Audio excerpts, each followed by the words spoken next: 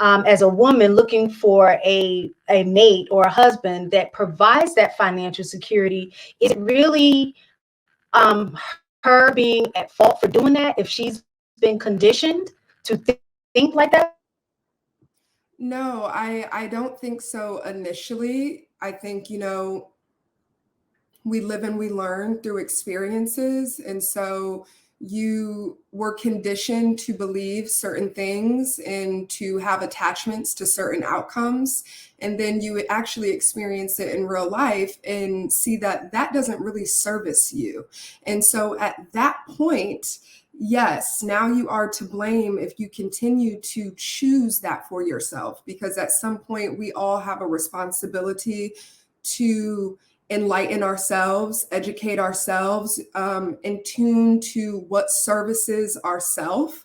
And so if we continue to just go through the motions because that's what we choose, then that's what we choose. And yes, that is your fault. Through life and through experiences, you get to choose differently for yourself. So in many ways, I was conditioned to feel and process things. And through my own life experiences, I've realized I don't like that. So I'm not going to do that anymore. And so, I take my power back and I take my control back by, now that I know better, I'm choosing to do better. At some point, it is a choice. No, I agree with everything everybody has said. I absolutely get it. I just feel like when you go into a relationship and let's just say it's only for financial security, that's a condition. So I don't feel I'm in love with the man. I'm in love with the things the man can bring to the table, so to speak. And so while I do think security is important, as far as financial security is important, I don't put it on such a high pedestal. I would prefer a man, for example, if I had this guy who made whatever amount of money, you can use your dream of fantasy. And he brought home, I was living a great life, but I had no connection with this guy. I'm sorry. That's not fun for me. I would rather get a guy who makes maybe the same amount as me, maybe a little bit more, because, I'm a teacher. It's not that hard. And so if he made a little bit more than me, but we were like in sync, my weaknesses were his strengths and vice versa. And I enjoy his company, his companionship, and we just get each other. I prefer that over anything else, but that's just where I am now. I've always been that way. Everybody knows me on this panel. I've always been that way. Well, what if he appeared that way and didn't make a little bit more than you? But everything else was there. You all were super compatible to your highest and greatest self. And this is just the man with the master plan for Miss Shantae, but he don't make more than you. Would you kick him to the side? Well, Team Della, little do you know, I've been there, done that. Growing up. So listen, if he can't make half of what I make, absolutely not. I'm not even around him enough to even meet a guy like that. So if a guy is and he has ambition, or he's just doing what he's supposed to be doing and he's grinding, I can see that, and he's for me, I prefer that connection. At this point in my life, I prefer that, and that's probably why I'm single. I prefer that connection more than anything else, because I want to come home to my best friend. I want to enjoy. I know women, I just cut myself off, but I know women who literally are like, dang, my husband is at home. Gosh. And they don't want to go home. Like, what? Huh? Growing up, I was always told to, if you meet a guy, either he is above you, financially, or y'all are equal. So I don't know. He has to be a hell of a guy if he comes in my life and he makes less than me. He has to be one hell of a guy. But don't relationships like marriages, a lot of them end on, because of financials? I'm asking for the marriage. It used to, but now one stands more than the other one. It can be that can be more than just, oh, he doesn't have money. That can be one person spends more than the other, you know, stuff like that as well. Well, to Well, I'm answer saying, to based on what she was saying, studies show now that finances is not the number one reason for divorce anymore. It is commitment has been listed as the the number one reason. So I think it's like the top three of four is like commitment, infidelity, incompatibility, something like that. And then finances is like down there at like number 4 or something like that from the latest research that I've read up on in regards to that. So although financial security is important, is no longer the number one reason. And it makes sense because when you look at it historically, the only way a woman would be able to survive or have anything is to get married. That was her primary focus because she wasn't allowed in a workplace. She, to operate and be able to operate independently.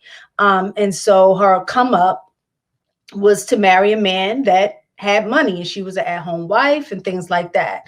But historically for Black women, a lot of times we still worked even in that environment, but it wasn't like we were making a whole lot of money, but neither were our men because, society, they were kind of cut out of certain jobs because they were Black.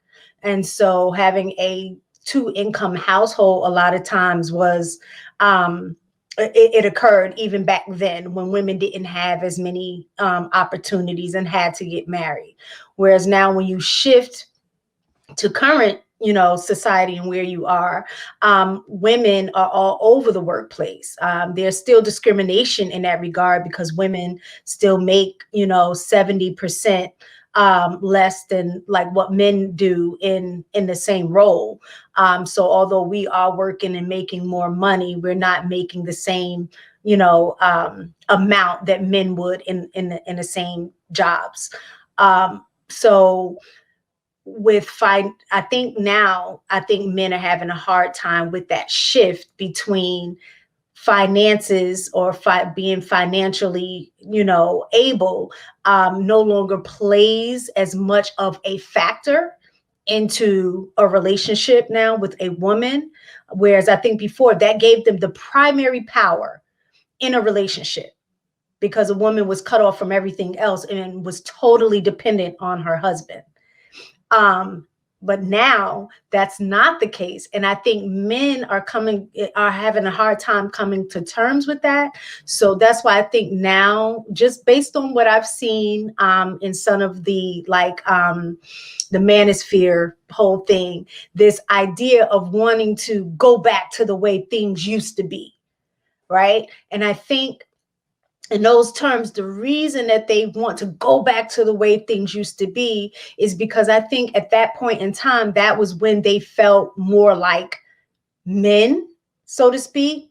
Whereas now they have to grapple with the fact of how do I redefine my manhood or my masculinity in a relationship that those rules no longer necessarily apply. And I think that's that. So I think you see a over projection of masculinity in the relationships based on, like I said, what I've been seeing on this whole manosphere thing.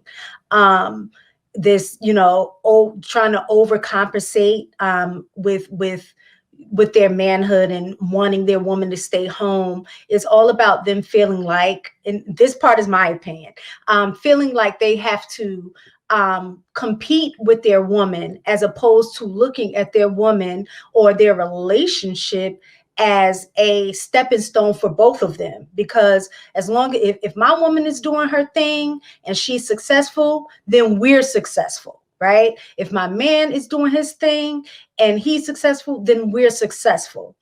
But I think for men is if my woman is doing her thing and she's making more and more money, and now she outpaces me in the amount of money she makes, now she's taking away my power. They look at it as a power thing, and it's not. Now it can be if women use it like that, say, Yeah. well, I make more money than you, so Absolutely. you know, you can't tell me nothing. Now, if that's the situation, that's something different.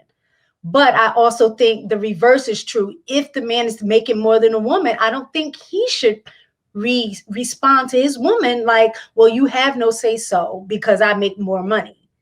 I think it goes both ways. If y'all working as a team, it doesn't matter how much I make or you make. We define the goals together and both of us are working towards those goals.